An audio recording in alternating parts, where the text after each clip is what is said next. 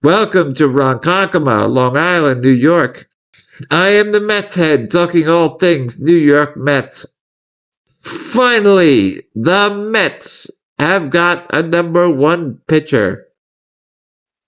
We traded Jett Williams and Brandon SPROAT for Freddie Peralta and Tobias Myers.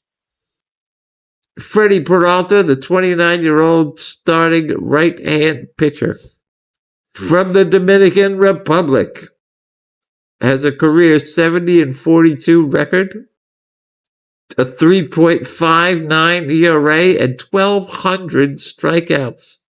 She's a two-time All-Star in 2021 and 2025. Last year was definitely his best year. He pitched in 33 games through 176 innings with a 2.70 ERA, and he had 200 strikeouts for the third year in a row. The other pitcher we got was Tobias Myers, a 27-year-old right-hand starting and relief pitcher. She's only been in the majors for 2 years. She's had 25 starts and 18 relief appearances. 188 innings pitched with a 3.15 ERA. I see him as a middle relief spot starter.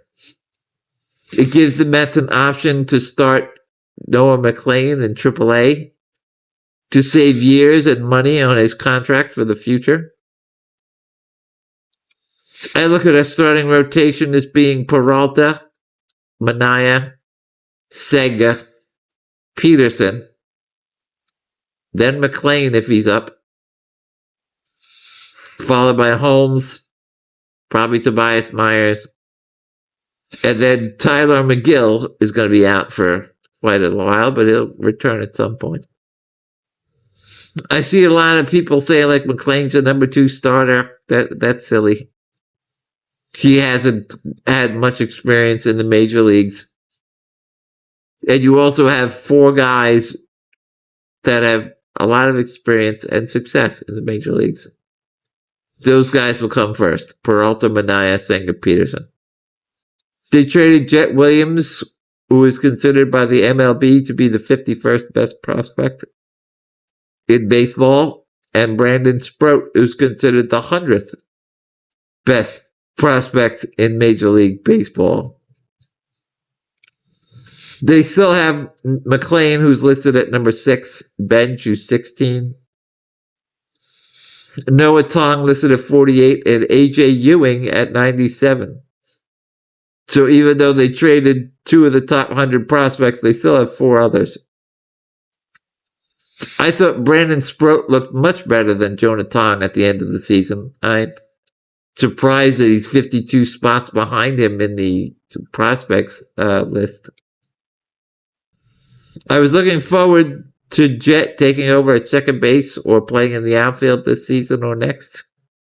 But with the trades for Semien and Roberts, that kind of blocks him.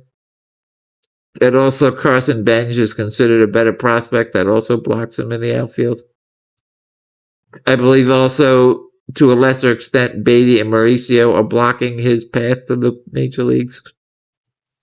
I mean, they must have a lot of confidence in A.J. Ewing to trade Jett Williams and Acuna.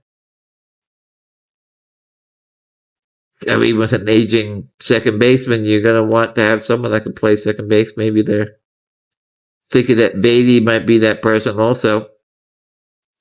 We finally got a quality starting pitcher to fill the hole made by Stearns when he let Severino and Quintana walk after 2024. And he replaced them with terrible Frankie Montas and a risky Clay Holmes. Stearns was playing small market GM, and it cost us the playoffs in 2025 because he created a hole and never filled it. But instead, he placed the blame on the core. It was the lack of starting pitching created by Stearns that cost us the playoffs last year. Not Pete Alonso or Brandon Nimmo or Jeff McNeil.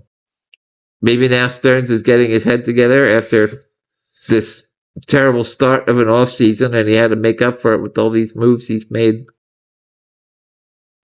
But shouldn't some of these moves have been made last year to make the playoffs? It's all caused by him.